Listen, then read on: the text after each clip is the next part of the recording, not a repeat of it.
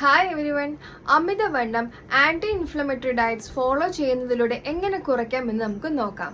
Anti inflammatory diets നമ്മുടെ ശരീരത്തിലുള്ള നീർക്കെട്ട് കുറയ്ക്കാനും പലവിധ രോഗങ്ങൾ തടയാനും അമിതവണ്ണം കുറയ്ക്കാനും സഹായിക്കുന്നു.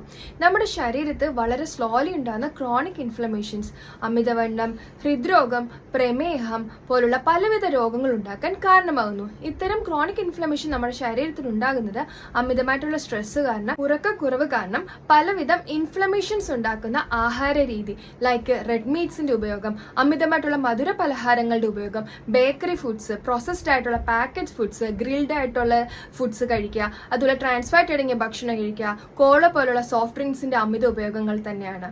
ഇനി നമുക്ക് ആന്റി ഇൻഫ്ലമേറ്ററി ആയിട്ടുള്ള എന്തെല്ലാം ഫുഡുകൾ കഴിക്കാമെന്ന് നോക്കാം. ഒന്ന്, omega-3 ഫാറ്റി ആസിഡ്സ് ധാരാളം അടങ്ങിയിട്ടുള്ള ചെറിയ മത്സ്യങ്ങൾ, അതുപോലെ വാൾനട്ട്സ്, ബദാം പോലുള്ള നട്ട്സ് വർഗ്ഗങ്ങൾ, അതുപോലെ ചിയ സീഡ്സ് എല്ലാം കഴിക്കുന്നത് നല്ലതാണ്. അതുപോലെ തന്നെ വൈറ്റമിൻ സി ധാരാളം അടങ്ങിയിട്ടുള്ള ഓറഞ്ച്, പേരയ്ക്ക, ബ്രൊക്കോളി, ക്യാപ്സിക്കം എന്നിവയുടെ ഉപയോഗം നല്ലതാണ്. അതുപോലെ പലവിധ നിറത്തിലുള്ള പച്ചക്കറികളും വെജിറ്റബിൾസും ലൈക്ക് ചീരയില, അതുപോലെ തന്നെ ക്യാരറ്റ്, ബീട്രൂട്ട്, റാഡിഷ് പോലുള്ളവ കഴിക്കുന്നത് നല്ലതാണ്. ധാരാളം ഫൈബേഴ്സ് അടങ്ങിയ ഭക്ഷണങ്ങൾ കഴിക്കുന്നതാണ് നല്ലതാണ്.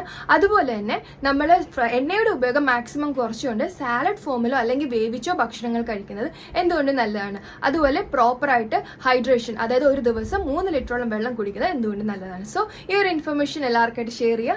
Thank you.